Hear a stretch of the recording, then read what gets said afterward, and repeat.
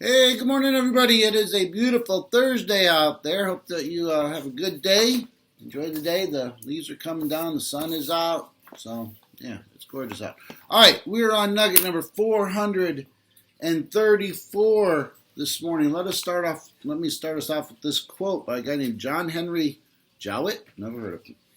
The real measure of our wealth is how much we'd be worth if we lost all our money. Is that interesting? It's like taking a concept and flipping it around 180 degrees. The real measure of our wealth is how much we'd be worth if we lost all of our money. Let that sink in.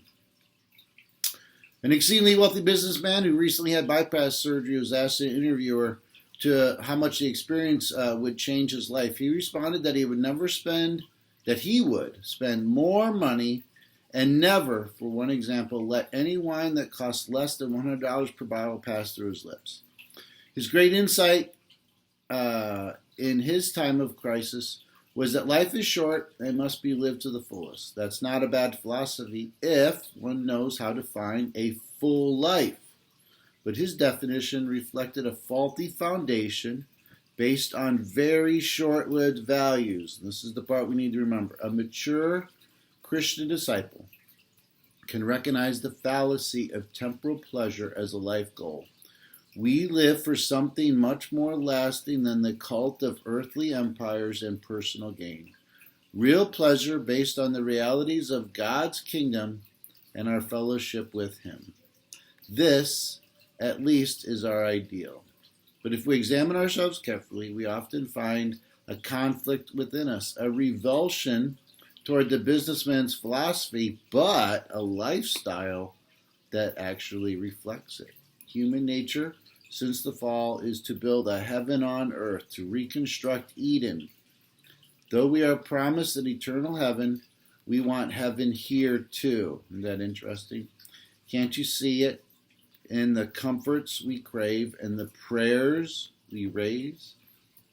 Eden is always just out of our reach, but we keep on reaching. Solomon tells us in Ecclesiastes, what a life of investing in the temporal accomplishes nothing. His resume of investments was impressive, but he is disappointed, even disillusioned with the profit. It's all meaningless, he concludes. One day we will die, and unless we've invested in the eternal, nothing remains. Contrast the futility of Ecclesiastes with the riches of the gospel of Jesus. There's an inheritance that comes from God. The rich businessman missed it. Even when confronted with death, multitudes do.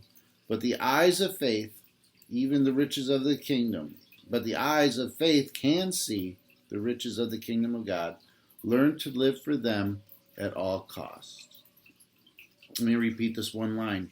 We live for something much more than the lasting cult of earthly empires and personal gain. We live for real pleasure based on the realities of God's kingdom and our fellowship with Him. All right.